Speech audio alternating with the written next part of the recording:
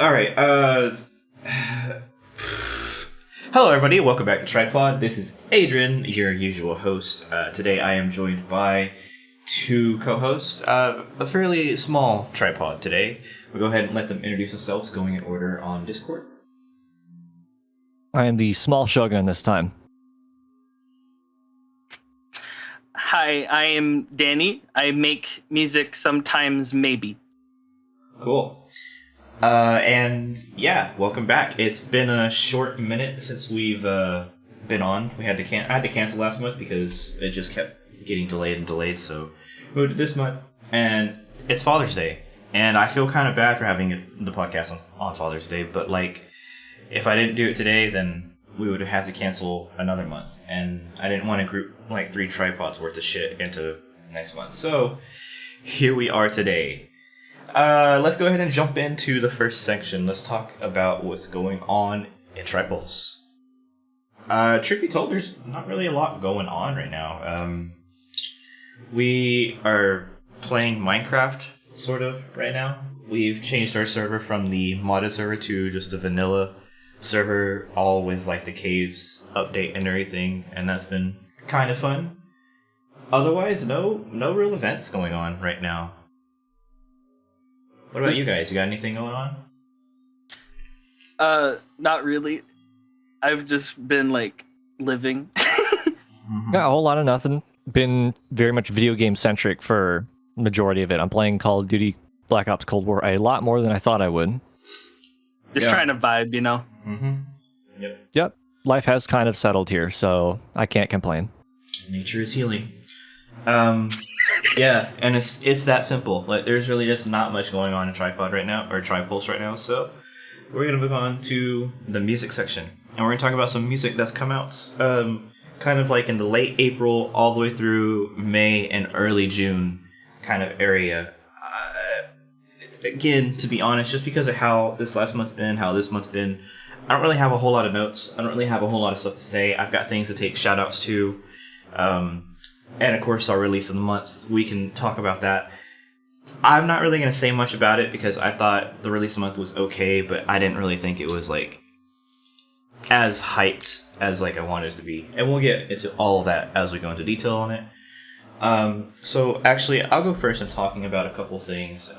First of all, I want to talk about music from a video game that I've talked about a few times before. Talk about Cyberpunk. The last installment of the Night City Radio compilation music, whatever. It came out in late April. And this one has a fuckload of music on it. This is all the music that basically they didn't like make into like the big singles or whatever.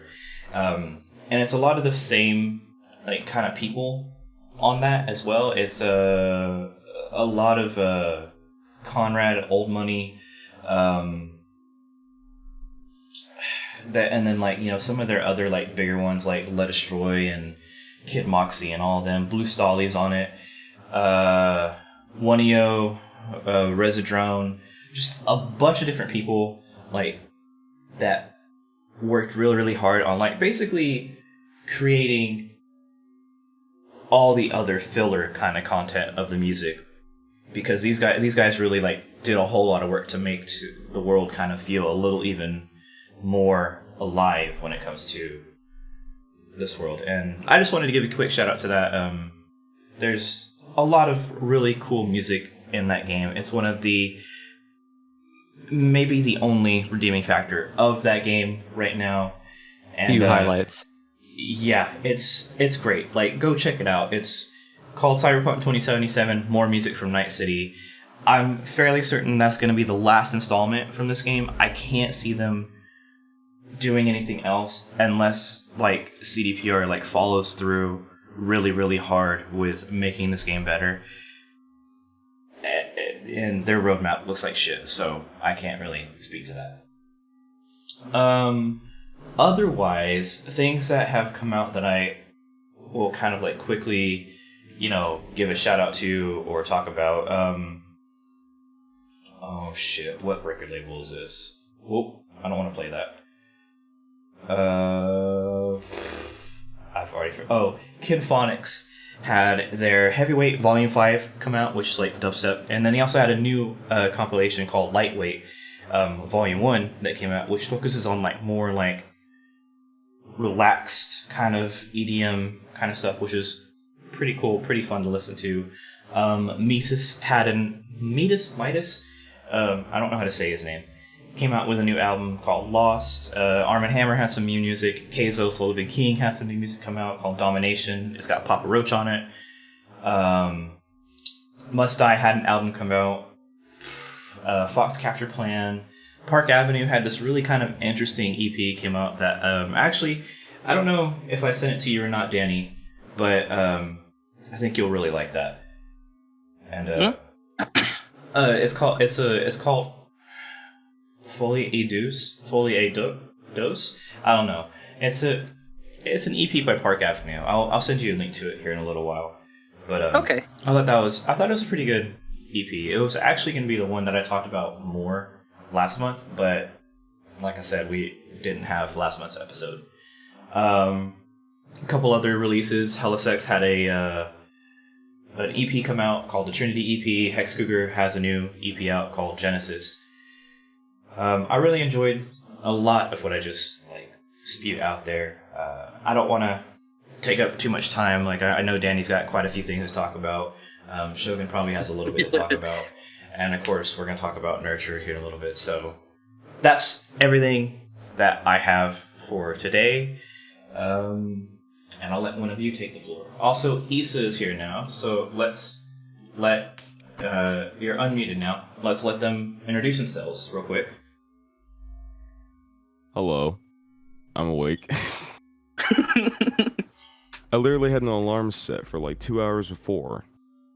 And I fucking missed it, so... Did you just, like, shut it off and go back to sleep or something? No, I was awake, but I just kept falling back asleep and kept waking up. So, yes. Okay. That literally sounds like you were pressing the snooze button. Are you recording your voice right now? I mean, hold up. Oh, come on. Now I am. Come on, you gotta do that. Okay. Yeah, I know. Anyways... Now, you guys take over for music. Tell me what you've been listening to, what you're excited about. Danny, I know you have a lot to talk about, but I do want you to like try and make it a little quick. Make it a little quick, because like the game section is going to take a long time too, I think. Danny, I just want. Sorry, huh? I just want to say one thing. All the music that you sent me, I listened to it within the span of 4 hours. Okay, so you can talk about that, like, with me. Yeah, but, bit. Like, my brain is mush, and I remember, like, a little bit of it. Understandable. Okay, so, first of all, before I get into, like, the nitty-gritty of some of the other releases that I wanted to talk about, I just wanted to give a shout-out to Goop House.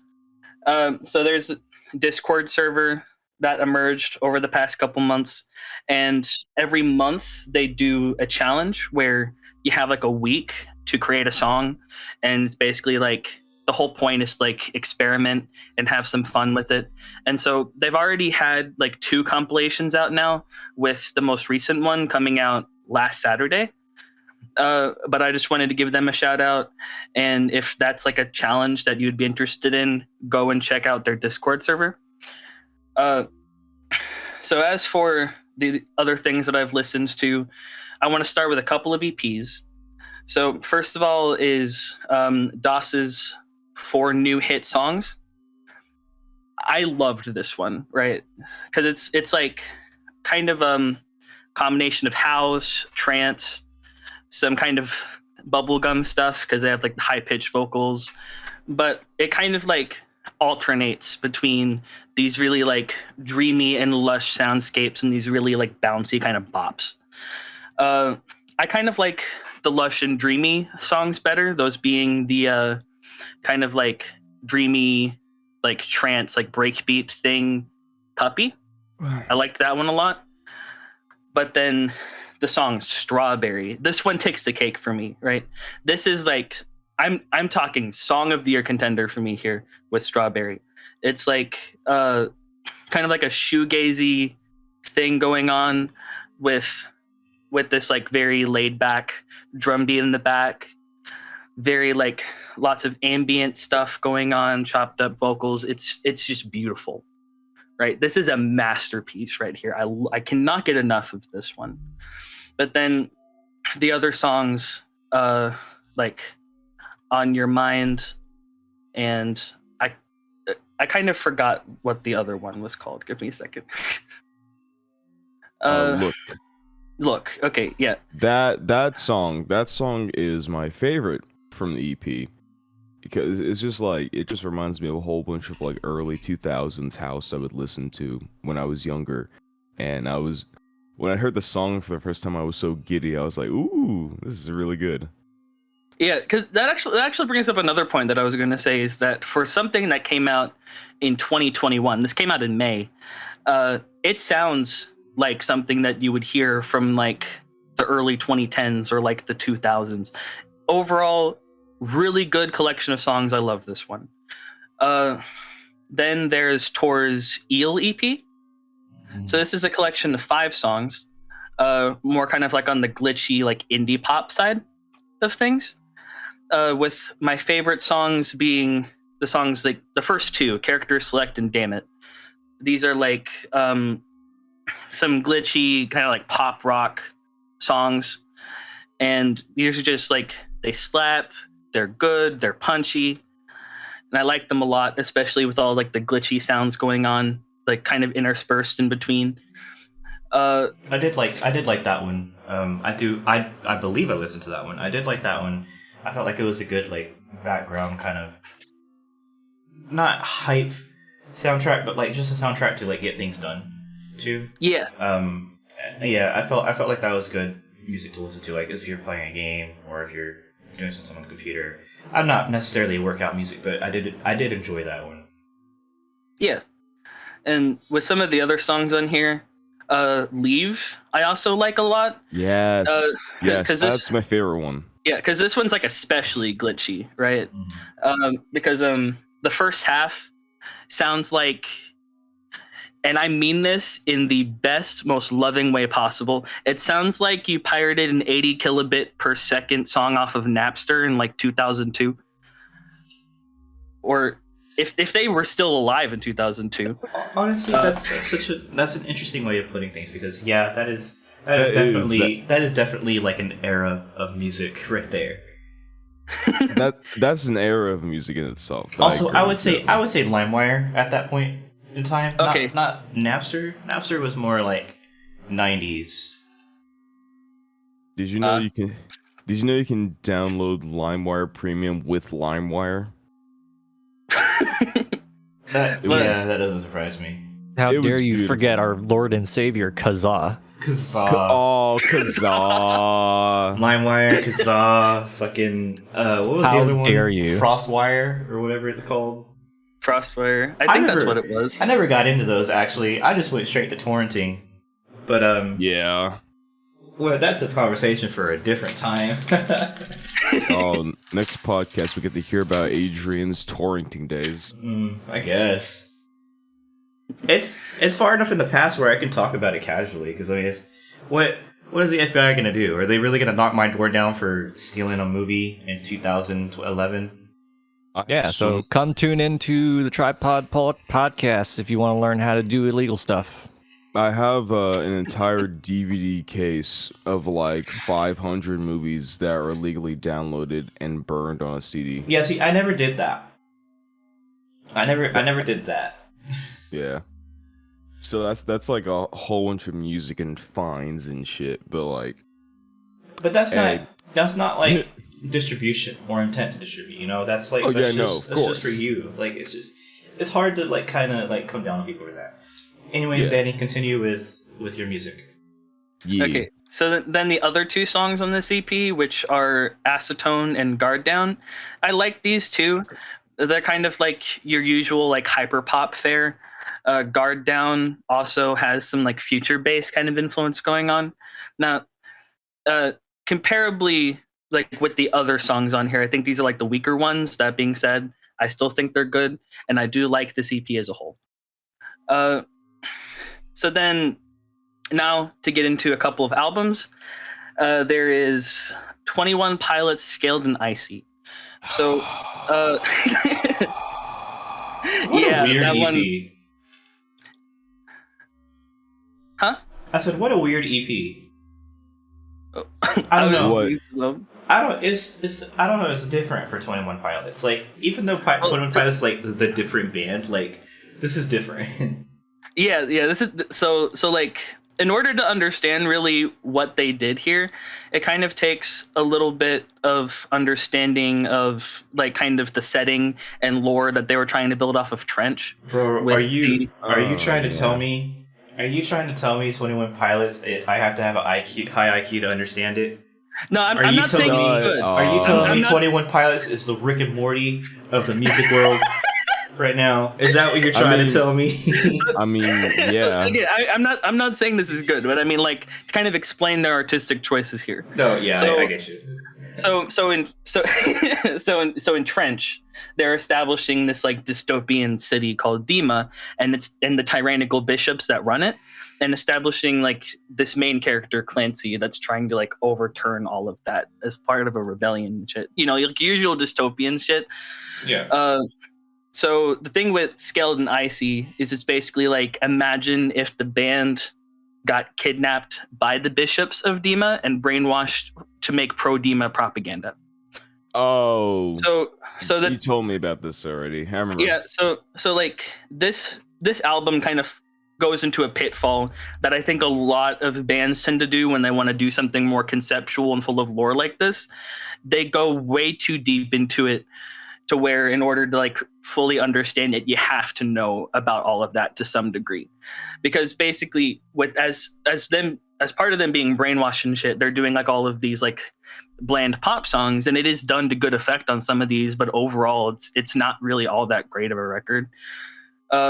Like songs like Shy Away, Mulberry Street fucking slap. Okay, they're really good. I like them a lot just because they're like huge bops. I haven't really read into the lyrics that much, so I'm not going from that perspective. But just like as like songs to listen to, they sound good. They're dancey. I love them a lot. But they really go too far on some of these with like the blandness, like Saturday and Bounce Man. I cannot stand. Like those. Okay. All right. I have some shit to say after you're done talking. like those songs have to be contenders for some of the worst songs that 21 Pilots have ever written. But then for being something of like a very light and like poppy album to contrast with Trench, it takes a very sudden dark turn at the end with the Yeah. songs No Chances and Redecorate. And I actually love both of these a lot. Redecorate in particular could have been on Trench and I wouldn't bat an eye. Like that's really good. But as an album, I'm just like I'm left confused. You can go ahead, Yeah. Issa. Oh, okay. Yeah, I was just listening to a few of the songs. So I put down, I think this is the one album where I had the most notes for it. So I had it as like, best song or songs, pros, cons, and then for this one I had to add pro but also a con ? Because so obviously it's a lot of what you said. I think it has catchy verses and solid instrumentation. I'm glad to see that Tyler is actually rapping in a few of his songs instead of just singing, because I love when he raps. It's amazing. It's funky on a few songs, including Saturday. It felt like a disco revival for a bit. Like Saturday, I was like, ooh, it reminds me of like 80s disco, but like fresh and new. And Yeah. as the album progresses, each song gets slightly better than the previous one. Now for the cons, it's definitely a disappointment from their previous album. Their previous album slapped hella hard. The production was raw and fresh, and this just felt like every song that I listened to felt so dry and so overproduced. It felt too clean. I didn't have that raw energy like I did from Trench. That was the one part that made me so mad, because it just sounded like it sounded way too radio friendly. Yeah. It's Then that's- it's like again, they went way too far with like trying to work with the concept. They did too much. Yeah, I don't like the fact that they did that, but what can you do? You know, I would still listen to Trench than this though. And So oh yeah, yeah. oh, wait, one more thing. Here's my pro, but also a con. I have no idea why, but some songs felt like covers of pre-existing songs. The Outside sounds like Rasputin, while Mulberry Street sounds like an Elton John record. I can't tell if I like that or not. Well, also, because now that you say that, Formidable is basically There's a Light That Never Goes Out by the Smiths. That's literally what that is. It is the exact same song. Okay. Oh my god. But yeah, it's like it's got some good moments, but overall, compared to Trench, very disappointing. I'm hoping that they come out with more music soon, to kind of continue on the story, because like they really went too far on trying to make like bland pop songs. Yeah, I'd listen to like the few songs I listened to, The Outside, Saturday, Mulberry Street, Redecorate. I'd listen to those just randomly, but I wouldn't listen to the album as a whole again, personally. So next up is the band Squid with Bright Green Field. Yes. So over the past couple of years, there's been like this scene emerging in England of these like experimental, like post-punk, post-rock bands. You know, like you got your Black Midis, you got your Black Country New Road, then you got your Squid. Okay, like so Squid. Like the thing with this is like the overall with all of these bands, it's the music is good, but like it's kind of like if you're talking about like music nerds and like people listen to a lot of music, it's kind of like a cop out. like they've all been getting a lot of acclaim, and to an extent I think it's a little overhyped. But Squid though, with this album really stood out to me, because not only is it very boundary pushing and like disregarding of like conventional structure, it's just fun. It's very fun, it's very dancey, it's got a lot of energy, and it's just like it's angry, it's anxious, it's manic. Well, maybe not angry, but like it's got a lot of energy to it. It's kind of aggressive, it pushes a lot. And like some things that stood out to me in particular is some of the like the most like acclaimed songs on here, like Narrator, Pamphlets, and Peel Street. I love these a lot, especially Peel Street, because it's just like Peel Street has to be like the most aggressive song on the record. And you love for 2010 though? Oh, 2010, yeah, with like especially with like the weird time signature, the kind of like bossa nova feel, and like the first part. Yeah, really good. But then Boy Racers is like one of the songs on here is like the first 3 minutes is like another like kind of post-punky song, but then it suddenly turns into this sci-fi ambient piece for the remainder of the song. That was my note. What the fuck was that ending to Boy Racers? Yeah. But it's like, again, for being something that's so weird and out of bounds, it's just so fun to listen to. It like I'm having fun listening to it. They definitely sound like they had a lot of fun recording it. I love this one. I love this one a lot. This one's kind of on the same level for me as that fucking The Fishmonger album that we talked about in the last episode. It's just, again, it's just so out there that I'm just not used to it, and don't. It's not. It's weird. This is me being a boomer, basically. It's not conventional enough for me. I'm not used to it. And it's so different that it makes me not want to like it. But there's nothing wrong with it, like, in reality. And I can't... It's not like, Fishmonger, where I pointed out things that I didn't like. This one, I can't really pinpoint what it is that I don't like about it, but there are some definitely, like, groovy moments to it, some really cool things. Exactly what you're talking about just now, the little, like, sci-fi ambient soundscape. Oh, Loundscape. that was really cool. It's just, this is one of those albums that it's just like, I think I'm gonna have to come back to later to really kind of like learn to appreciate. Which happens like as you get older, that happens more and more. Like you definitely come back to music, and like this was quite a bit ahead of its time.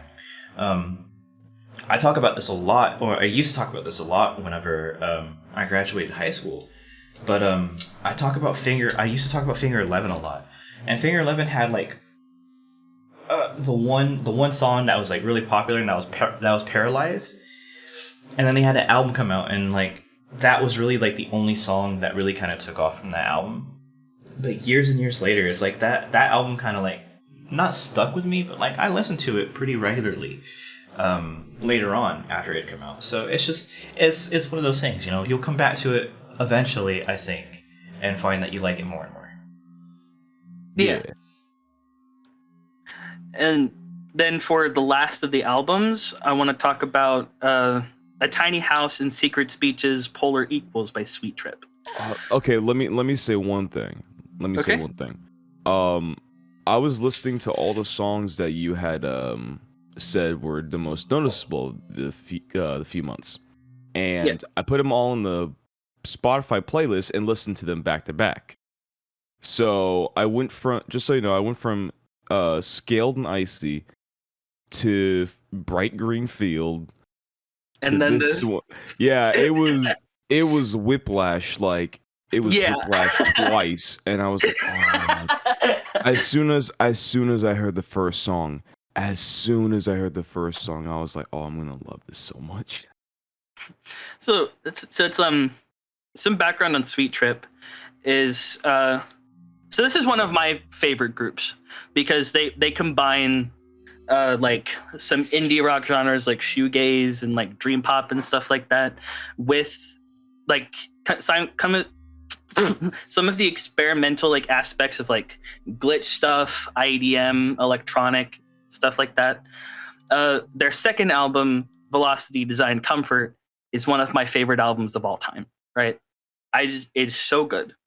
But to kind of make a comparison between these two, there was an album in between those with You Will Never Know Why, which I haven't heard, but from what I've read about it, it's more of like a conventional kind of dream pop thing compared to Velocity Design Comfort, which that kind of really goes in on the glitchy and IDM aspects with these really long tracks that all kind of bleed into each other, and the whole experience as a whole is like indescribable. But with this record, they kind of take those long structures and the glitch and the IDM stuff, and they put it within the context of these like dream pop songs. And it's like, it's really good. And especially with like, they even go into a little bit of like psychedelic stuff at times. And it's very lush. It's very pretty. The first few songs, like Tiny Houses, Surviving a Smile, they really front load this, right? Like that's one of the issues I have with it, is that it's very front loaded. After like about halfway into the track list, it kind of starts to get a little confused and erratic as far as like how it progresses. But overall, it is like very beautiful record. I'm definitely going to be coming back to this one. It's obviously not going to compare with like Velocity Design Comfort for me, but this is, especially since it's their first record in 12 years, I think. You Will Never Know Why was like in 2008 or 2009. So this is like their first album since then. It's very welcome to see. I love it a lot. It's great. It's a great return from them. So yeah, this is another one of those records where I'm discovering a new kind of problem I have with music. And it's songs that carry on too long. And I don't think any of these songs are like crazy long or anything. It's just that like... Well, I mean, most of them are like 5 or 6 minutes. So, I mean, I don't blame you there. Like, they just kind of like, they hit their points like really quick. Like you said, they're front loaded. So they hit their points really quickly, and then it just kind of like drags it out. And that's kind of like... Again, that's like a new problem for me. Like I can't really think of very many songs or albums or anything like that I felt that way about it, but like I do feel like it's just kind of like not repetitive, but it's just like, okay, I've heard this before. Let's move on to, you know, whatever the next act is or whatever. And again, enjoyable. Just, you know, I wish they would make a club mix out of it. I don't know, something just Fucking club mix. All right. I'm gonna cut you short right there. I'm gonna have us talk about the release of the month, and then we're gonna move on to games. So, I have a question. What is your question? Jesus Christ! I'm sorry. I didn't mean for that to sound mean. I just you're good. You're good. Did y'all talk about Crisis Vision already? I gave it a quick shout out. That is. That's the Must Die album that I said I talked about earlier. Oh, okay. I gave it a shout out. I didn't really, like I said, I didn't really want to spend tons and tons of time on music because I know we're behind on music, and we could sit here for an hour and a half and talk about music. It's the same thing with games. Like I'm gonna try and keep you guys like expedited on this because I really don't want to do like last year where we had 3 separate podcasts because of E3 and other shit. So.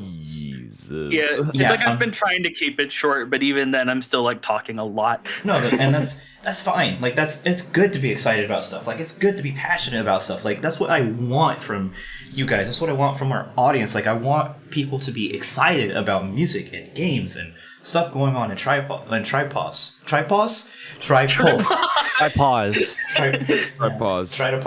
Anyways. I want that. Like, I want you guys to be, like, super on top of, like, this stuff. Like, I want you guys to be excited because, like, I'm not going to be 100% every month. Like, this month, like, I'm really tired and I don't have very many notes. And, like, I have things that I want to talk about, but I know that you guys have things that you want to talk about. And I'm trying to, like, toe that line so that, you know, we can maintain that energy. And, like, it's present. Yeah. It's there. And it's appreciated. We just got to run through it a little quicker, and I don't. Yeah. And I want to learn from our past. You know, I want to move on from doing that shit where we're like here for 3 hours talking about things over and over again. So, anyways, we're gonna talk about the release of the month really quick. The release of the month is actually quite an old release by this point in time. It is Porter Robinson's Nurture. This is the most voted for on our forum as of yesterday. And I'm gonna lay it out real quick. People have been looking forward to this album for a very long time. People were thinking that this is gonna be like a Worlds 2 kind of thing. Like there was gonna be like this big kind of like overarching story, and it does, you know, it does what an album is supposed to do. It creates this mood, soundscape, and like overall experience as an album. But it is not Worlds 2. It is not like Porter Robinson. It's not World Porter Robinson. It's not Virtual Ghost. Is that what his Virtual Self? Virtual Self. And it's, you know, it's Porter as he is today, and that right there is perfectly fine. It's not going to be for everybody, and this is probably something that a lot of people look forward to. This is something that I think a lot of people were like ready for, and I don't mean like ready for like the album to come out. I mean like the album itself is something a lot of people were ready for. I think this is a sound that a lot of people are going to enjoy, but to say it plainly, this album is just another album to me. It's not like Worlds, where like I listened to it and like I just immediately like loved it. It's not something that I'm going to come back to and listen to a whole lot. The singles that I like, which I think was like 1 or 2 of them, I'll have to look for it here in a second. They're in a playlist that I might listen to a little more frequently, but as far as like an experience as an album goes, this is one of those ones where I'm gonna say it's good. It's not something that I'm gonna come back to and listen to front to back again, probably. That's my 2 cents. And I think a lot of people are gonna feel that same way. And that's okay. I think a lot of people are going to be very pleasantly surprised by this album. And that's okay. And I know that we're late talking about this. I know that the people that I might be addressing have probably already listened to it. But I just wanted to point that out. It's good. It's just not what I wanted. And that's perfectly fine. So it's like... So this is one of my most recent 10s. because I do in fact think this is a 10 as far as that goes, but it's more in the sense of like, is it groundbreaking? Not really. Is it going to like, where was I going with that? Anyway, to kind of interrupt you real quick. Speaking of ratings, if I had to rate this like on a technical, like on a more, you know, professional scale, I would say this is probably a 9. Like, this is really is a good album. On a scale of like how much I enjoyed it, it's lower than a 9. I don't know where it's at because I wouldn't put the time into making that scale. But I think there's a fine difference between somebody enjoying something and somebody saying something is good, you know? Yeah. So it's like I kind of give it that really high praise more in the sense that there is not a single song here that I don't like, and there's maybe like 1 or 2 songs on it that I don't love. Yeah. So like it's not really a concept album as much as it is a collection of songs about him trying to like get back on track with his mental health and all of that. And in that, it really does its job. And there, it's just like a really good collection of songs with things like Musician is just like, that one really has to be like, that has to be like my favorite out of the singles. That is just like, I'm literally listening to it right now. Like that is, I wish I had written that, like, kind of thing. It is spectacular. And I will say it takes a little bit of guts to name a song that way, or name anything that way. Like to name a song Musician, or to name, you know, an art piece, you know, The Painter or whatever. Like it takes a good deal of like, I don't want to say introspective, but you need to understand, like, by doing that you are challenging every other person in that genre of art. You know, you are towing the line between being pretentious and being artistic. And that's a really cool place to be, because it really makes you think about, you know, what you're making and what you're doing.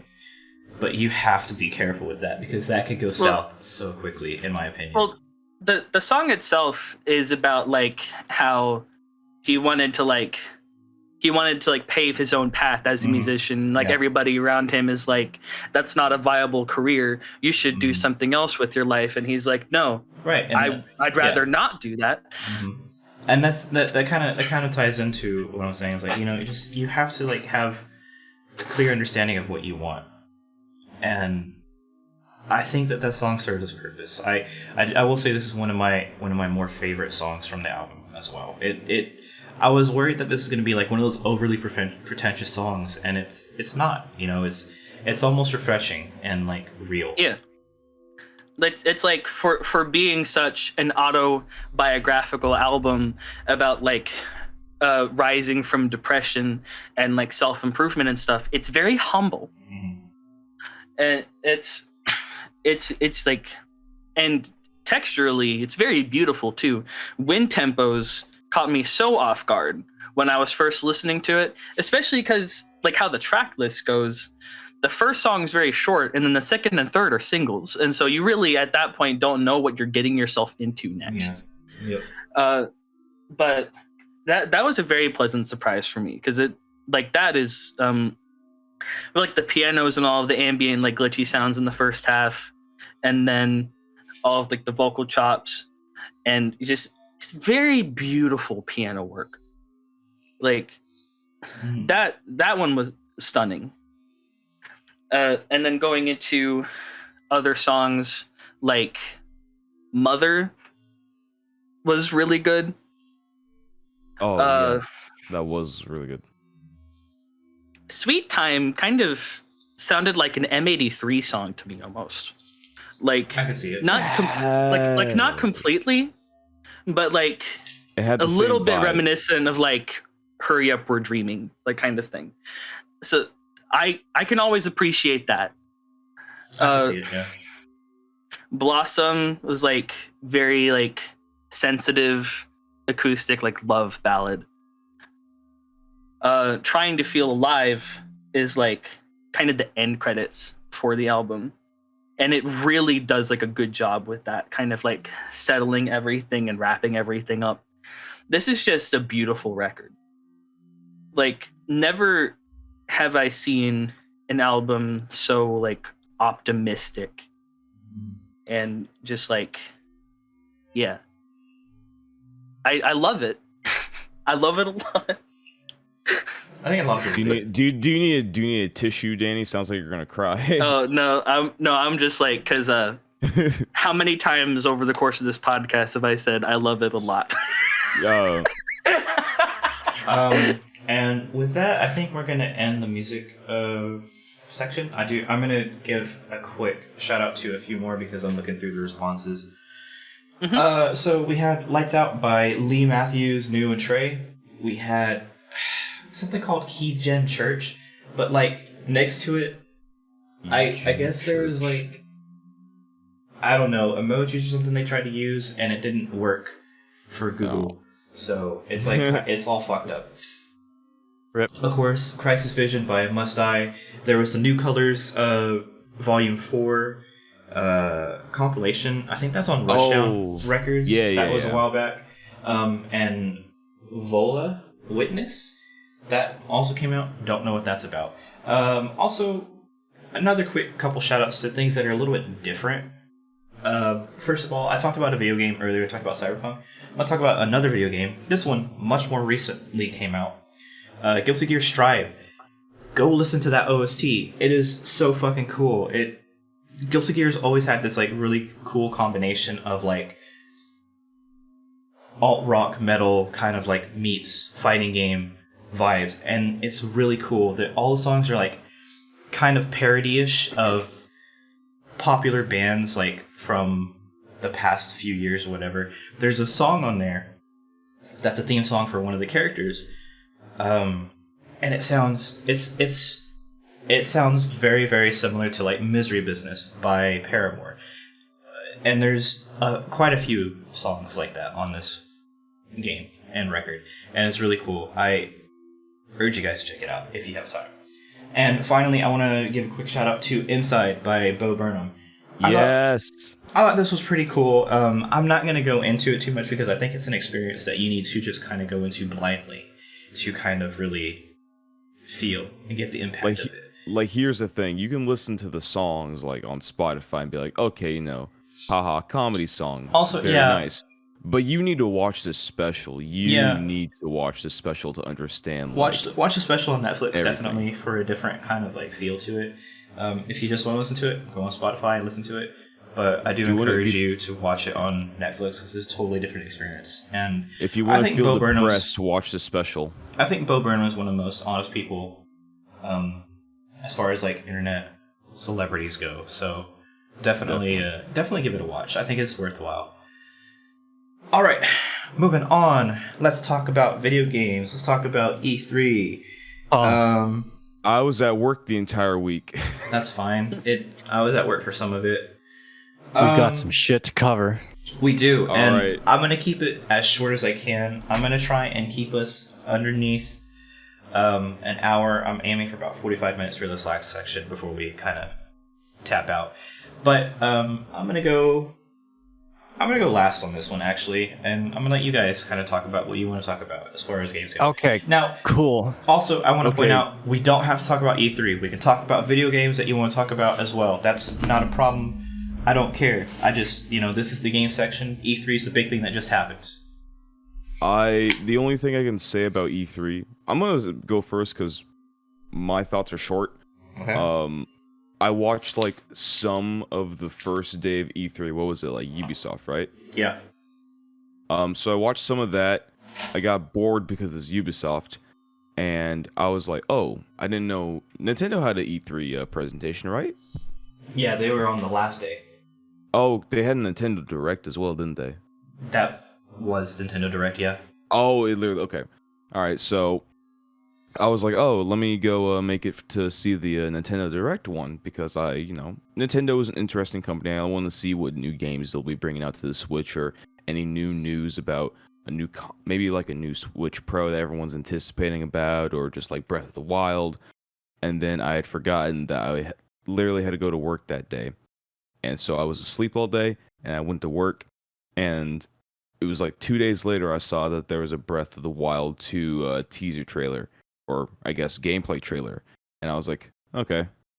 And I don't know why, but I wasn't like excited about it. I was excited about Breath of the Wild 2 coming out when they first announced it in 2019. But when I saw the trailer, I was kind of like, it's a game. So that's the sad thing about games now. I don't feel that same like anticipation and happiness, or like, I'll tell you why you weren't wanting excited for a new game to come out. Everything just kind of feels the same to me. Like I've played everything, or I'm not as excited for new stuff or new consoles to come out. Like when the PlayStation 5 came out, I've been wanting to get a PlayStation 5, and I just don't feel the need to get one right now. Obviously I can't, because fucking you can't get one. You have to like you have to fight your way through like to get a PlayStation 5, but I just don't feel that same I don't feel the same happiness when it comes to games now, which is depressing. Well, I'll tell you why you weren't so excited for the Breath of the Wild trailer. And it's because, first of all, you've played Breath of the Wild. So yes, this isn't really a new game to you, but second of all, it was a trailer. And this is very like counterproductive to how Nintendo usually does their like introductions for games. Usually they talk about their games a little bit when they have trailers like this. Usually they talk about, hey, this is the new mechanic that we're introducing to Link. That we has this really cool kind of arm that does all these things.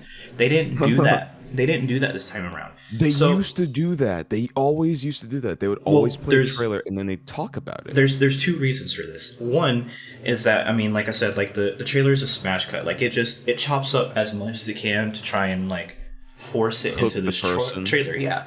And for what it's worth, it's cool. Like if you go, like you can watch trailer analysis of this trailer, and it's really cool. Like there's a lot of really cool little bits and pieces in there, and it seems like they're kind of like they're going back into the lore a little bit and talking about Skyward Sword stuff. But that's a topic for another day. The second thing is like this was the very last thing that they did.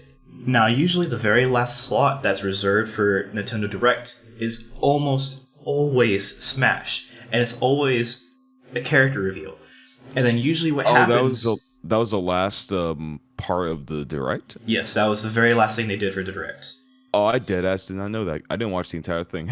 Yeah, that's why they didn't have any explanation for it or anything. Oh, so usually what happens is that Smash usually gets a reveal at the end of a Direct. And then immediately after Direct, there's a treehouse, or there's a Masahiro live stream where he talks about the characters, and that's kind of how it's always worked for Nintendo in the past. They didn't do that this time around, which is very weird. It's not something that I'm used to.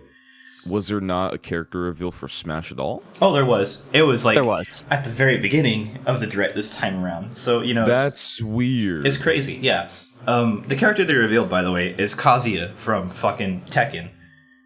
Amazing. Kazuya. And did it in one of the most laughable ways possible, in which he carries the dead bodies of Nintendo characters that you actually care about off a cliff. Oh, Poyo. Okay, now I know exactly. Did anybody else catch the scene where he's like going in to fight King K. Rool, and like they're doing the little fist bump thing? No. Oh, did not see that. God, that's such a good reference. So, in the Tekken series, the little like how like the pre-roll, like all the studios pop up and everything for a video game. Yeah. Well, for the Tekken franchise, there's a pre-roll where it's two characters, I think it's Kazuya and Jin, where they're like stepping towards each other and they're like going in to like punch each other, and it's coming in like a fist bump. They did the same thing. They did the same thing with Kazuya and King K. Rool, and I thought that was such a cool reference for them to pull off. So, yeah. Anyways, yeah, that's my whole thing about Breath of the Wild 2.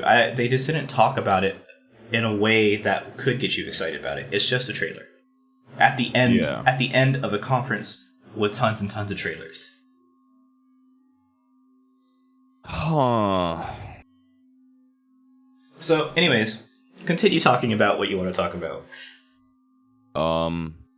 That was it. That's literally the only amount of gaming that I'm interested in. Okay. Danny, I'm going to assume that you don't have anything to talk about during this section. Yeah, I didn't watch E3 and I don't know anything about the video. Okay, cool. Then this is the Shogun and me. The Shogun podcast. Yeah. This is the section. This is your wheelhouse. That's cool. The Shogun and New Wave Mexican. The podcast comes alive for me in the second half. Yep. Yeah. All right, so I'm gonna run through a list of games here that I was personally interested. I'll give my brief summary on why I'm interested in them, as well as 2 rants at the end for 2 concepts or things throughout the entirety of E3 that I hated throughout the entirety of E3. Okay. So, first off, here we go. Metroid Dread, coming out October 8th, 2021. I am very happy to see Metroid return to a 2D presentation, well, 2.5D presentation. I'm okay with waiting a little bit more to see what Metroid 5 is all about, but I'm very happy to see that Dread is going to be a good transition title to keep people's minds on Metroid while 5 is still in the works. Wait, is it 5? I thought we were on 4. Oh God. You gotta look back, son. Are we on 5? Okay, I've probably played. Well, okay, hold on. Wait. Yeah, during the stream they had a little reveal that had Metroid and then 5 faded in. Okay. Maybe I just didn't see that part in the. Okay, whatever. That's fine. I'm actually not a big fan of like the Prime series. Prime series is like a watch kind of series for me. It's not really like a play series. But dude, I love the fucking side-scroll 2D like Metroidvania Metroids. Oh my god, dude! Like, I'm so fucking excited for Dread. Like, there's a lot of care into how that atmosphere is presented to you in the game. Yeah. They go through every single mechanic that they talk about, like building this horrific atmosphere. Where there are like enemies hunting you throughout. You have to stand still in order to evade their eyesight. Mm-hmm. It's very well presented. Yeah. It follows the trend that Nintendo usually does, but didn't do for Breath of the Wild 2, where they tell you about what's cool in the game and why you should buy it. Mm-hmm. Like a good company.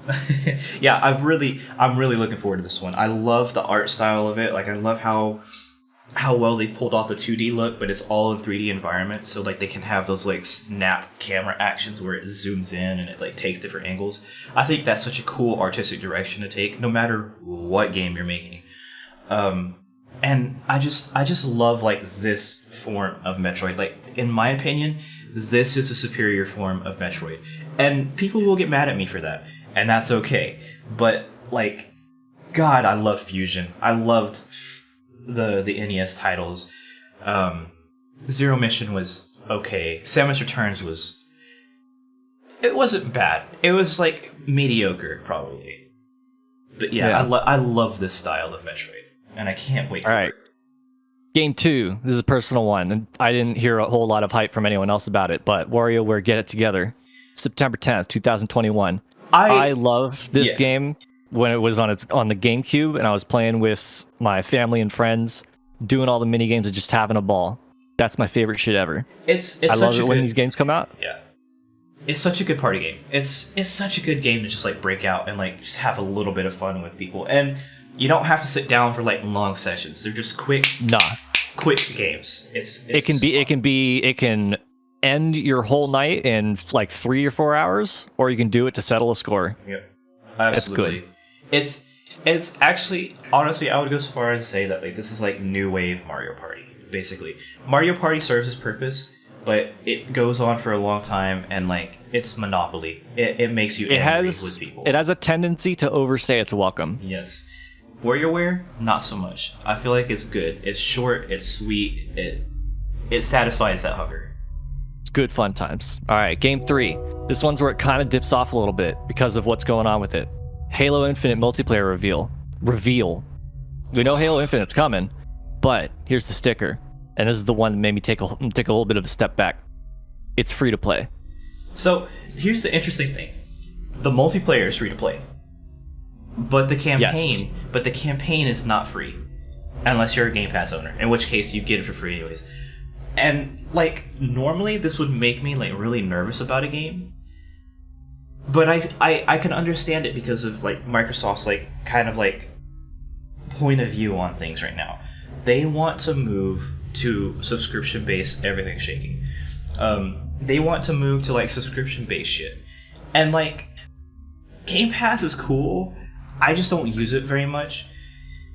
But I can see the benefits of this. And I really think that Halo Infinite, it reminds me a lot of Halo 3's multiplayer. And that gives me like a good feeling about it. And I'm not as wary about this free-to-play multiplayer as other people are. And rightfully so, too. Like, you're not wrong to be kind of wary of it. But in my opinion, because of how much Microsoft is trying to push Game Pass, I think this is why that they've made it free. That's my 2 cents. Okay. All right, well, I'm going to pass through the next two, because there's not a whole lot on these games that I really have to talk about. Starfield, coming out November 11th, 2022. Still have not seen enough of this game to get excited for or worried about anything, so I'm just going to leave it as is. Fuck you, Todd. I can't believe Todd got up on stage, the very fucking first person for the Xbox presentation. And he's like, "What's up, guys? I'm Todd Howard. I want your money. Here's a Starfield teaser." And it's like, it's not even a fucking gameplay teaser. It's going to work. You know it's going to work. That's the worst part. Now, here's what I am kind of like grateful for, is that they've confirmed that like Creation 2, like the second iteration of the Creation engine is working. So it's like, I am happy. That's so fucked up. You have to look at like the fact that there's a Creation Engine 2, we're using a new engine, and the point of praise that you're giving it is that it works. Yeah. I mean, like, yeah, that's fucked up on its own. I'm just glad that they've moved on to this, because we've had so many problems with Fallout 76 and even Fallout 4. Like, just because they were running on this fucking fucked up, mummified, desecrated goddamn engine that they've had for years and years, you know? Like, I'm glad that they've moved on to something new, and that will hopefully help them work through some of the bugs that they've had in the past. Yes, it does need to go a little bit higher on the ladder because of their past failures with the Fallout series. And they've also recently announced Fallout London too. I heard about that. I don't know what to think about it, because there's literally no information on it, but I am not at all excited for it, because it looks like it's using the same engine, same assets as Fallout 4 and Fallout 76. I mean, maybe it's not even a new game. Like, did they confirm that it's a new game? It is a new game. It is in a new setting. It has new storyline, new characters, all that stuff. Okay, but it still very much feels like what they did for Fallout 76, but just toned down a little bit. Or it's like, it's a new game. Yeah. It's got all this new stuff in it, but it's really just Fallout 4 with a different setting and a new look. Yeah. That's... Fallout really kind of shot itself in the foot in recent years. And they can bring it back. They can absolutely... It's a good fucking, like, world and universe to be in. So, like, they could absolutely, like, revive it at any point in time by making a good game. With Starfield, I feel like they have, like, everything lined up for this game, because they've been talking about it for so long. And, like, yeah, they had the whole thing where it's like, we've been working on it for 25 years. Well, maybe you have, but you haven't really. That means nothing. Yeah, like that means like somebody wrote down the name Starfield one day. You know, Anthem was in development for that long. Yeah, like, I mean, like fucking World of Warcraft was in development for 25 years before fucking World of Warcraft came out. Like, you can't just say that and then, you know. But I do believe that they've wanted to make this game for a really long time. I do believe that they have like this universe set up and created and like ready to go. I do believe that they have worked on this and like have thought about this for a really long time and want to make this a good game. I just don't have any faith in Bethesda as a game developer anymore. Handle it, yeah. Yeah. And that's whatever, dude. Like, I get that Bethesda is Xbox's new big selling point because they have them as a first party. Oh, and by the way, everybody, Starfield is Xbox exclusive. It's not coming to PC. It's not coming to PlayStation. It is Xbox exclusive. Yeah, all you filthy non-Xbox plebeians. Get in line. It's seriously, like, this is one of the games that is making me consider getting an Xbox again. Oh no! Like it really depends on how good this looks. Because if it's something, because I love space games, I really like them, and I feel like there's a lack of really good ones. But like, it has to hit the nail on the head. Like, this has to be like 100% a game that I know I can sink my time into, because if I'm considering purchasing a console over a game, it needs to be good. On top of that, I'm not the only one that would play on this console. My dad would play on it every once in a while, and I would use my PC for most other things. But that's a topic for another time. We'll get to it when we get to more Starfield news. Yeah, I've got a few more games to list up here, and then I got my 2 rants. Okay. All right, game one of the final 4. Far Cry 6. Not a whole lot of thoughts on this one. Again, one I'm just skipping over. It just looks like Far Cry, and that's fine for people who want to do Far Cry stuff. It's got the cool big bangs all over the place. You got guns, you got animals to train, fight people with. Sure, Far Cry. Yep. That's an audience. Yeah, I will say it's starting to look more and more like Just Cause lately. Yes. And I guess it's okay. I don't know. We'll see. Sure. Games can go in different directions, but it's not one that's super offensive to what Far Cry is. Like, it's not too deviating from what it is. It still looks like Far Cry, yeah. Yeah, sure. It's for the people who want to do it. All right. Big personal favorite, and one that I am very much anticipating, is Trek to Yomi. This is one of the smaller games that was announced. Okay. And it actually had some gameplay. It is a grayscale 2.5D samurai-ish game, and already you've sold me. This is a very easy combination to get me excited for your game. It's so beautiful, dude. It's so beautiful. Like, I get jazzed up about artistic direction in games. Like, I mean, you heard me talk about Dread earlier. Like, I'm really excited for Dread just for the art direction. Yomi is like, everything about it makes you feel as though you're going into another world legit. Like, it makes me feel like I'm playing a Ronin movie from the fucking 70s and 50s of Japan. 1960s and 70s, yep. I just like, dude, like, I'm in it. I'm all for it. If this is a good game, if it's got good gameplay, this right here is quite possibly going to be a masterpiece to me, because it's just, it looks so fucking good. And I love, like, how the models don't really feel like people. They feel more like the puppets.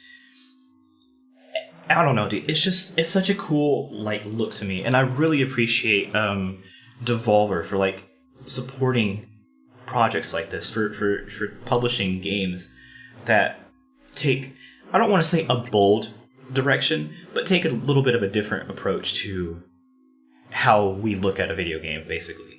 Literally. Yeah, the presentation for this game is super solid. It's one of the main highlights of E3 for me. That's a game where I look at it and it's like, I'm literally buying that second one. Yeah. And I don't do that a lot for games at E3. Speaking of games that I do not do that at E3 for, Battlefield 2042. It's coming out October 22nd. It's Battlefield. It's a good return to Battlefield. Like, it looks like it's really going really hard on the Levolution stuff. Storms happening in the middle of the battlefields. You got the same kind of crazy plays. They show off specific crazy plays. Yeah, the Renzu in the trailer. Drive up into the sky, rocket launcher, get back in your ship. Yeah. Drive a jeep off a building, C4 a helicopter. Sure. Yeah, that's Battlefield. It does look like an excellent return to form of, like, Battlefield 4. And I think that's what people want. I think that, like, specific, like, era of Battlefield is what people are looking for. And it's gonna be fun. The only downside is that I'm disappointed that there's no story mode. Apparently, it's going to be multiplayer only. Multiplayer only, and it's online only, so you can't even play it offline. That's a damn shame, because there's a lot of wiggle room that Battlefield devs can do with a story set in the future. And I would be very surprised if they didn't at least have Bad Company 3 on their radar, at least for the next game or 2 games on. Yeah, no, absolutely. There's so much there. I really think that they're trying to kick this game out as, like, not like their Warzone per se, not like a battle royale, but they definitely like want something to be a game as a service and like get you to pay more into it later on in the future. And I will say, if you want to make a game like that, that's okay. But please sell me that game. Don't tell me give me a is, reason. Yeah, don't tell me that this is Battlefield 6 and then turn it into what basically Modern Warfare turned into, which is Warzone. You know? Yeah. I want to play your game, and if I find myself at any time going like, man, I really enjoy my time playing this game, every single second I am playing it, that's when you've earned extra money. Yeah. Like, I just want people to be honest about their games. I don't want them to sell me this game that's supposed to be a sequel to the Battlefield franchise when it's not. It's when it's literally just, you know, a multiplayer version of it, which is okay to sell. Maybe not for $60, maybe not for $70 like on the consoles, but, you know, like, it's if you sold me this game for $40, I'd pick it up. Full price. Yeah. Absolutely. Because I think Battlefield is fun. Cautiously optimistic for this one. Yeah, and All like right. going into like its release date, we will see more of this game. They'll talk about the weather system more, which is really the main thing that I'm interested in. Yeah. And then we'll decide, you know, if this is worth it or not. I want to see a giant tsunami like they have in Disaster Report, where an entire continent-wide tsunami wave slams into San Francisco. I want that level. You want to do you say that because you live near San Francisco and you want to see San Francisco drown? Yes and no. All right. Moving on. Moving on. What's your other rant? Last game. Well, that wasn't really a rant. That was just the second to last game, and then it's the two rant. The one game I am 100% buying, and this is a very big surprise for me, personally, is the new Ace Attorney, Ace Attorney Chronicles. It is coming out on my birthday, July 27th, 2021. I have never played, I've never touched, I've never seen anything Ace Attorney in depth. I don't know what the gameplay is, I don't know what anything is. This game did all of that. It answered all of my questions, it got me hyped, and it gave me a really good reason to play it. Again, going back to Nintendo's way of releasing trailers. Hey, this is the game, this is how it works. Please do that more often, people. Like, yes. I don't think you understand. It actually sells games when you talk about how the game works. Yeah. When your business trying to sell something, it helps to sell. Yeah. And yeah, this new Ace Attorney, this is the one that's set like in like not middle time, like Renaissance England. Yes, kind of in like industrial era England. Okay. Where you hang out with Sherlock Holmes. Sherlock Holmes. Yeah. Ooh, I'm gonna have fun with that. Yeah, I really like the idea of this. I really think that this is a good entry point for Ace Attorney. I always felt like the Professor Layton Ace Attorney crossover game was really weird, but this right here, this is like, I feel like this is right for Ace Attorney. I'm all in there, yeah. So I'm also excited for this, but again, this is another one of those games where it's more of a Adrian watches rather than Adrian plays kind of game. Yeah. And that's, like I said, that's a new kind of meta coming to the world, people. That's just some games are for people to watch, some games are for people to play, and that's perfectly okay. Yep, this is a game I am definitely going to be playing. I'm going to be looking for it as often as I can on the Nintendo Store. Yeah. And I'm going to have fun playing it. I just know it. Yeah. All right, moving on. Time to get mad. Okay. So, point one. I hate this so much. But when you're at an E3, the biggest gaming reveal event in history, let's not mince our words here. It is the biggest convention for video games. Yeah. Do not, I repeat, do not make a joke of games or companies that have been bumped off of the roster because you want to make another announcement. This is expedited infinitely when your announcement is really, really shallow. The biggest offender of this is fucking PC Game Show booting off. Oh. Well, I'm going to get to that. The biggest offender of this is some rando kicking off an indie developer who we only got a link to their website to look up afterwards, and he even did a whole skit where he's like getting mad that he's bumped off the roster for Gabe Newell, which at face value, distasteful at least, but sure, whatever. It's Gabe Newell. He might have something interesting to talk about. Not really. Didn't have a game equivalent to show off. He's just there talking about Steam. Steam. How you'll be able to play the demos for all the games that they're about to show. Yeah. Like, okay. That's demos. Maybe have somebody else from Valve come do that, and not in the way that you introduced yourself. No, that'd be worse. That'd be so much worse. Don't have Gabe fucking Newell come in here and tell me that they've got demos for video games on Steam. I don't want to hear about that from you, Gabe. You've created 3 franchises that people love to death that need part 3s that you haven't delivered on. You can't fucking tease people like this, dude. Please. Don't piss on me and tell me it's raining when I was about to grab an umbrella. Yeah. And a really good umbrella at that. Like the game they were about to show off for that indie dude, it looked cool. It did look cool. Yeah. And a lot of the other indie games that didn't have their own little showcase, like I know there were a couple 2D side-scroller like beat-em-ups and platformers that actually looked pretty good. Their style looked good. Gameplay looked fast and snappy. Mm-hmm. I wanted to see those games. I don't want to see Chernobylite. I don't want to see 5 different games set in Chernobyl. Yeah, what was up with that this year? There was a lot of I don't know. Very Russian games that like Stalker 2 I can make an exception for because people have been waiting for that for a while. And it's got its own kind of like elements to it that make it unique. But like so many Chernobyl games this year. The only thing that could maybe explain it is that there is ongoing rises in chemical activity in Chernobyl because rain is starting to seep in through to the sarcophagus, and it's starting to create a lot of radioactive events in there. Not anything lethal or things that will lead to anything super catastrophic, but it's just active again because water is starting to seep through. That's the only thing that I can be like, sure, let's make 5 Chernobyl games about that.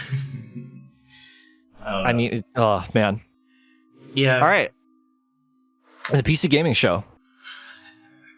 When I looked at the schedule for the first time, I was like, oh, cool. They've remembered what PC gaming is, and they have the PC Gaming Show. It's going to be for an hour and a half. This is going to be great. We go into the stream. Everyone's in MechWarrior shit. Huh? Who? MechWarrior? Okay, disclaimer before I get into this. MechWarrior fans, if you're listening to this, fine. I do not take any offense from this. I don't mean to shit on your game. I'm sure it's fun. I like the idea of being in a mech and doing mech things and shooting other mechs. That's fun. I just don't want you to take over the entire show and give us like an ARG storyline with the show that isn't even resolved in the show. You're hinting that it's going to continue for the next E3, which is 100% going to make me go, no thank you. I will not watch the next PC Gaming Show. So, real quick, I just want to say, the PC Gaming Show, it's always terrible like this. Like, they have good releases here and there for the PC Gaming Show, but for the most part, their, like, presentation and, like, the style they decide to take is always, like, wonky and kind of awful. And, yeah, like, I get what they're going for. They're kind of, like, trying to Swede things, and, like, it's just, like, I don't know, maybe don't lean so hard into it. Or if you're going to lean into it a little bit more. Have it for your specific segment of the PC Gaming Show. Or, yeah, that too. Have the majority of it be people walking out into that void presentation stage, like Mika Burton, that's also whoever else you need to announce PC games or toss to another segment. Do that, and then when the MechWarrior segment comes up, do the whole little ditty. Do the storyline. Have everyone be in the mech suits. Do roleplay stuff. Talk about the custom PC. That's cool. That builds hype. That's also a good point. It's like you don't need to theme the entire thing after one game while you're talking about other games. That makes that kind of downplays the other games. Especially when the reason that MechWarrior 5 is even at E3 to begin with is for big updates, not expansions, not a new version of the game, not a remaster, not new textures or anything. No, just a big update. Yep. All right. I mean, MechWarrior fans can write in if they want and prove me wrong, but when I look at your news, it's just updates. Don't take over the show like that. That's not good. All right. Is that all the talking points you have? That is all. My steam is very much out of me. Okay, so I have some things to talk about real quick, and the first thing I want to talk about is actually E3 as a whole. We live in a new internet age, a very weird internet age, because we just got through a pandemic where nobody could go to conventions. Things. We're all in our sweat dens. Yeah, Well, that's the best way to describe it. I don't like to call my room a sweat den, but yeah. Anyways, I'm not ashamed to call it a sweat den. That's true, dude. Like I'm in California. I'm in Arizona. I win. We're all in sweat dens. Our ACs are running. We live in an interesting age where E3 is kind of irrelevant in a way. Don't get me wrong, I love E3. I love like the big presentation conference style of things. But I've started thinking about it a little bit differently lately, and I think Take-Two had the most realistic approach to E3, even though I did not want anything to do with their presentation. I think E3 should probably go back to being a trade show for like industry professionals instead of being this video game presentation thing, because it's lost a lot of its prestige compared to the other Game Awards shows that go on throughout the rest of the year. Well, there's that, but it's also like Nintendo's proven that Nintendo Directs work. They can do them whenever they want. They get all the hype. They have fucking YouTube reaction videos, trailer analysis videos. They have streamers playing all their games. What's the point of you like waiting for this conference to come around when you're like, we have this collection of things, why don't we just do it whenever the fuck we feel like it? And we can pre-record it, so it doesn't even have to be a live event. It's the same thing for like PlayStation. They do State of Play now. And it works. It does exactly what they wanted to do. When you pile all these things together at E3, when you have like an Xbox conference, a Ubisoft conference, the Nintendo Direct, back when PlayStation used to be there, they had the PlayStation conference. It really boils down to who's the last one to go. Because I can tell you right now, Nintendo having Breath of the Wild 2 in their back pocket the entire time and being on the last day completely deflates everybody else's presentations. It takes away so much hype from so many other people at one time that as a publisher or as a developer, I would find that kind of disheartening. Like you had this good initial reaction and now nobody remembers you because Breath of the Wild 2 got announced. It's a sort of hollow cake structure, and that's a term I have invented in the past 5 seconds for it. But it kind of makes sense in the terms of how E3 is presented to the viewing audience. You're going to remember the presentation that came on last, or the biggest presentation that came on last, in which case this is Nintendo.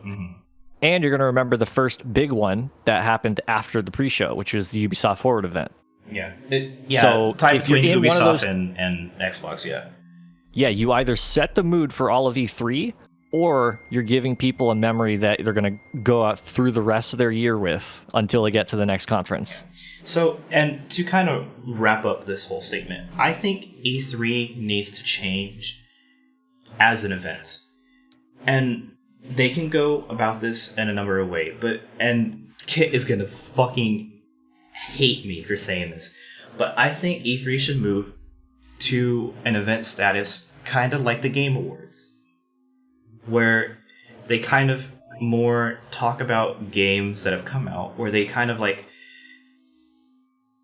showcase, what's good about them and what people liked about them, and interviews with quote industry professionals, and invite people who are actually involved in these games, not just fucking presenters like Todd Howard, bring actual people to these events and, have real discussions about these video games, about the industry, and just kind of make us feel like these are a product that we want to stand behind, rather than, hey, new thing coming.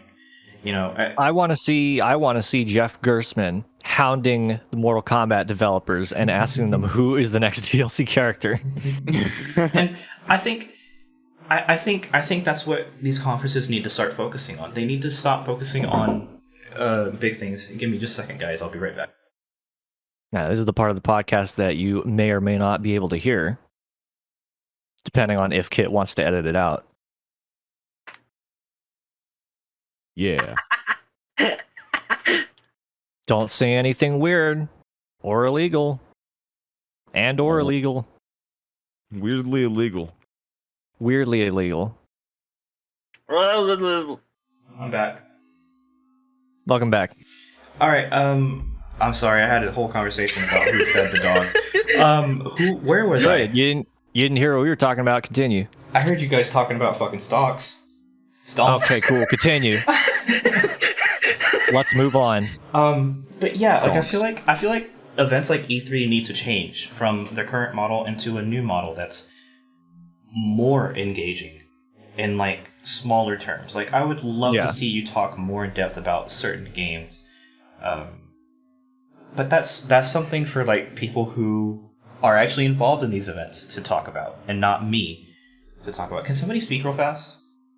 Yes. Yeah. Okay. Yes, I just want to make sure that my audio didn't just disappear. Okay. Adrian, after you finish your thought, I want to kind of elaborate on something that you had mentioned earlier. Okay.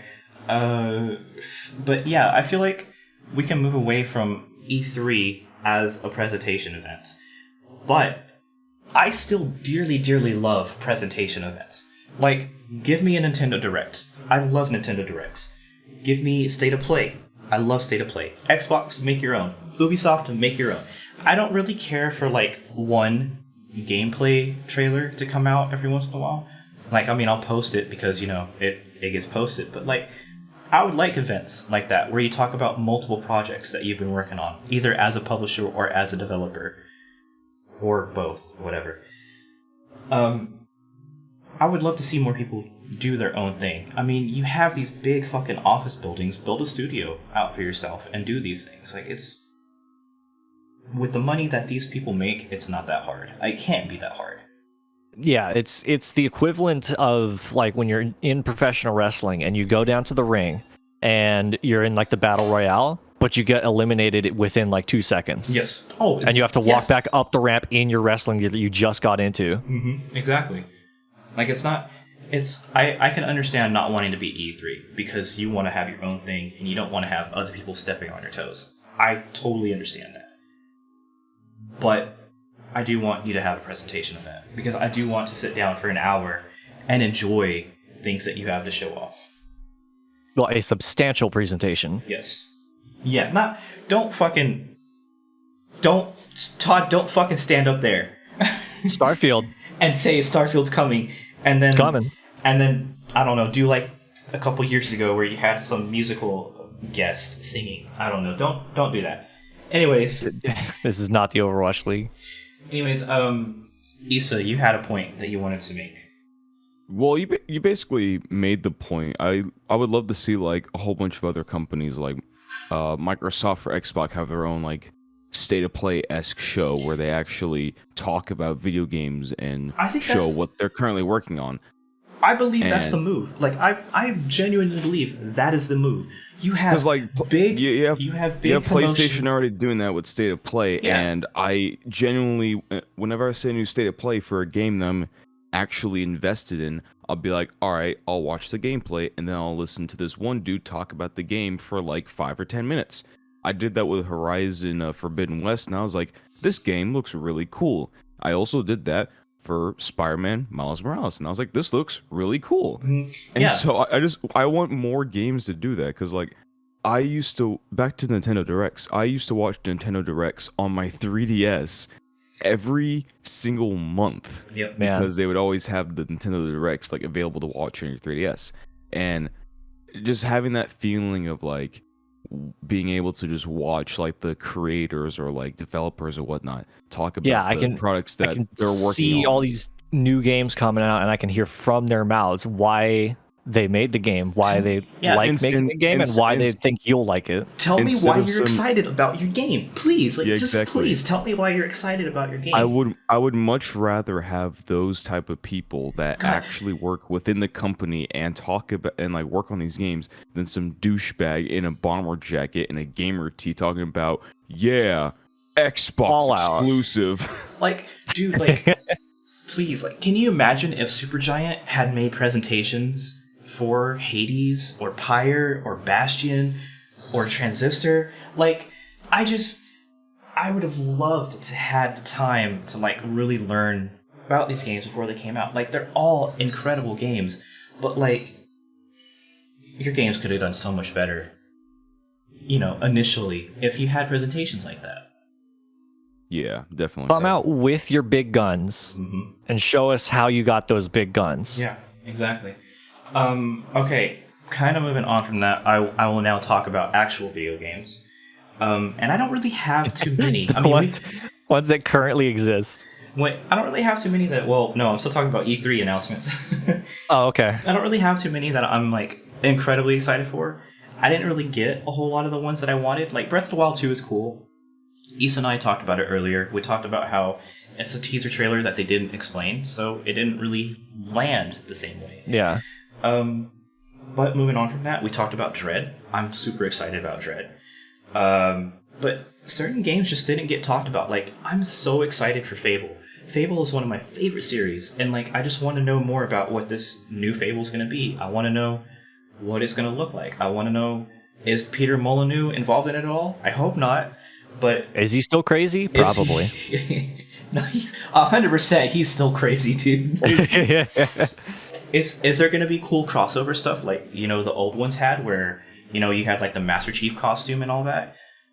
That's the kind of stuff that I want to know about Fable. And moving on from that, you know, Nintendo. I would have really liked to have seen more about fucking, I hate this name, Triangle Strategy. You know, I would have really liked to have seen a little bit more about that game because, God, it has such good, like...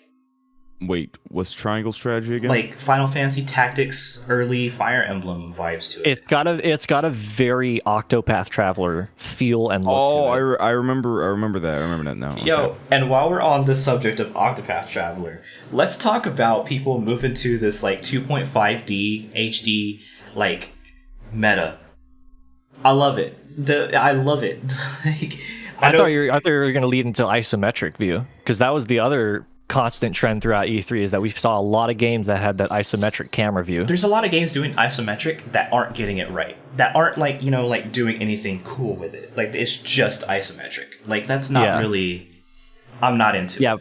Yeah, but most of the 2D 5D stuff that we've seen so far look pretty good. Yeah, there's a I mean, the actual company that made Octopath, they're making a new Dragon Quest. They're remaking a Dragon Quest in that way.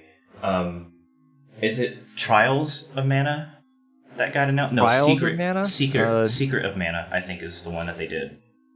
Yeah. Secret of Mana remake. Yeah, that one's getting a good little 2D 2D HD remake, which is cool as well. I'm excited for more people to do that. I feel like that's a cool kind of process to run into for those games. Now, what I do kind of worry about is, like, Dragon Quest. Is it gonna be just Dragon Quest 3 again? I never played Dragon Quest 3, so I'm happy to play it, but, like, is it the same combat mechanics, or are they introducing more, like, Octopath-esque, you know, strategy to it? You know, is it gonna have the combat system from Octopath in it? Because I don't just want a visual update to games. I want to, you know, have mechanics that make the games feel more alive and like fitting for this kind of like approach. Yeah, so, and it seems like Dragon Quest is as a series similar to the Tales series, in which the earlier games give you a good platform to learn the mechanics and the gameplay on, and then the rest of the games just do smaller increments on that with new characters, new stories, and new I've played certain ways to do that. Yeah, I've played a few of the Dragon Quests. Like, I get that. I'm just saying, like, you know, with this remake, is it just going to be a straight copy of Dragon Quest 3, or are they going to try and innovate it a little bit? And that's kind of what I look for, especially in remakes. You know, I don't want to replay a game that I've already played to play it the same way. You know, like Final Fantasy VII, the remake. Even though like I don't really get to play it because I don't have a PlayStation, I thought that was a good change up on the Final Fantasy meta, I guess you can call it. Yeah. I'm very excited to actually pick it all up once all of the parts are actually released, because I can enjoy them in like the little bits and episodes that they're making right now. Mm-hmm. But again, Final Fantasy VII is a whole game experience. You know, it's not really natural to buy an episodic version of a game that's already full. Yeah. So if I'm going to experience it, I'm going to experience it in full, the way it's currently being made. What I will say is like they do try to make it feel like a full game in these episodes. Like they do try to like expand on it a little bit, and it's appreciated. It's just like I've already played Final Fantasy VII. I know what happens, and they did change things, but like I would rather play it from start to finish for sure. Yeah, and I'm coming in from the angle in which like I go back to play the original Final Fantasy VII, and I'm like, this is way too crusty. Yeah, like I can't adapt to certain things that the game is doing. Mm-hmm. I'd much prefer to do it in a modern setting where things are a lot more controlled and a lot more viable. Yeah, absolutely. So going back to games and E3 games in particular, I'm gonna kind of try and shoot past a couple of them. There's not really many. Tales of Arise got announced a while back. They got a new trailer this time around. I'm really excited for this Tales game. Happy, yeah, seems good. It looks amazing, and like it looks like it plays amazing too. Like it doesn't look like it's the cookie cutter Vesperia or Symphonia style. It looks like they've elevated that gameplay a little bit, and like I'm excited for it. Which is very exciting for me because I'm currently playing through the entire Tales series, starting from Tales of Symphonia, like all the way up through, just so I can understand what's up. So, to know that it's gonna end on that much of a better note, like it's modernized, that's even more good news. Yeah, like, and it's again like kind of like Final Fantasy and Dragon Quest. They're not like all like linked together. They're all their own tales. Yeah, for lack of better words. So you don't have to play them that way, but it is good to like kind of see how it's changed over the years. And I will say, Symphonia is one of my favorite games. It is really good. The storyline is super awesome. It is a very long game. Like it, especially for like it being a GameCube exclusive back in the day. I think it was three mini discs. So. Yeah, kind of crazy. I'm playing through it right now, and without getting into a whole lot of spoilers, it's actually just kind of the story right now. Yeah, it's a story, and it's how I would expect a story to go, but there's nothing that screams incredible at me yet. Can you give me context on where you are right now? I am. I'm trying to remember where I am. This is when you go to that one town, and the king and his daughter. I'm forgetting. I'm blanking out. The king and his daughter. Okay, I think your daughter turns out to be not what you thought. Yeah, I think you're about maybe halfway through the game.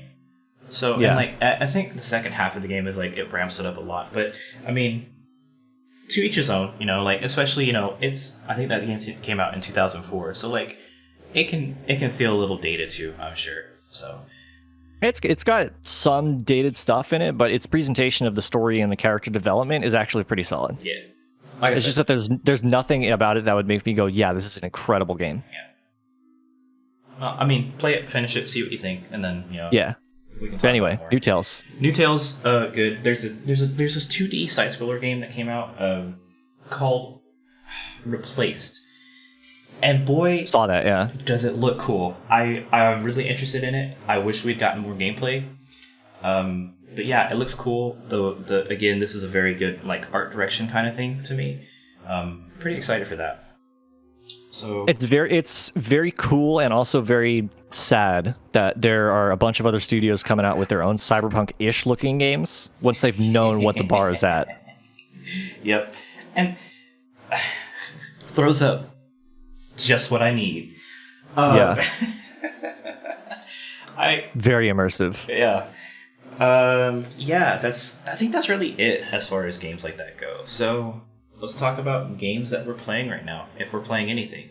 Shogun, you said you're playing Cold War. I'm playing a lot of Cold War right now. I'm also bouncing between a lot of other games that I'm starting to rediscover my love for. So a little bit of XCOM 2.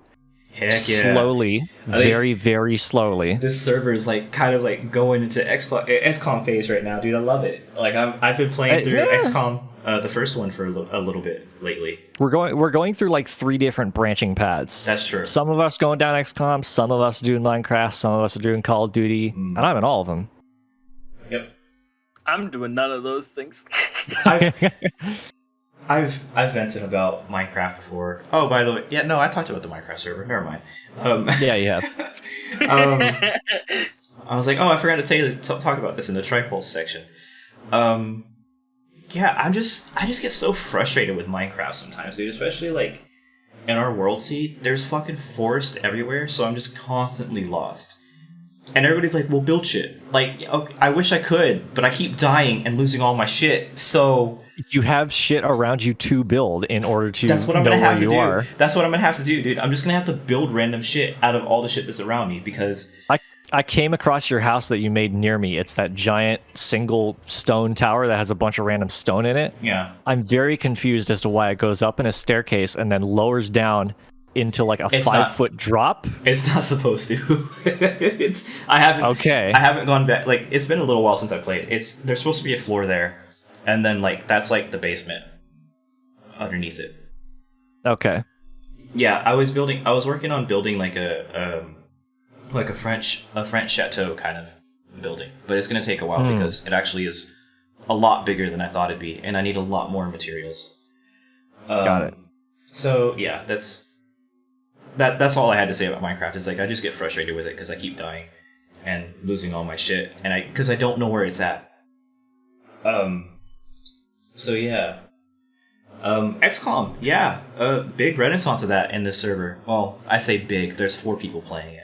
It's a renaissance. But I love it, dude, because like XCOM is like one of those games where I'll come back to and I'll put a solid 20 hours into it, just off rip. Yeah, you know? I'm fearing that I'm not going to spend all that much time in it because there are a lot of other games I'm more akin to, like Cold War. It's taking up a lot more of my time and my interest than XCOM fine. is. Yeah, that's absolutely fine too. Yeah. So, all right. Well, that's pretty much it for me. I gave my thoughts on E3. We talked about some video games. We talked about a lot of video games that are coming out. We talked about music. We talked about Porter Robinson's Nurture. We talked about the Minecraft server. Anybody else have anything to say before we sign off? Absolutely nothing. What did you say, Danny? What? Wait, what did you say? We'll hear it later. Wait, Kid, Danny, do your thing. Danny, what'd you say? Danny? It's just a video that I watched the other day. It's stuck in my head. What? Okay, we'll address that later. Kid, do your thing. Yeah, Kid, do your thing.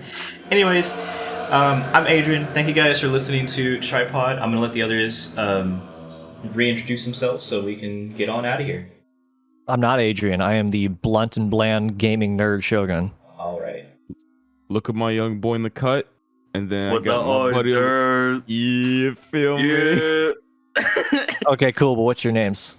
Issa. Hi, I'm Danny. Nerds. There you All go. right. Thank you guys. Goodbye. Bye. Goodbye. I love it a lot.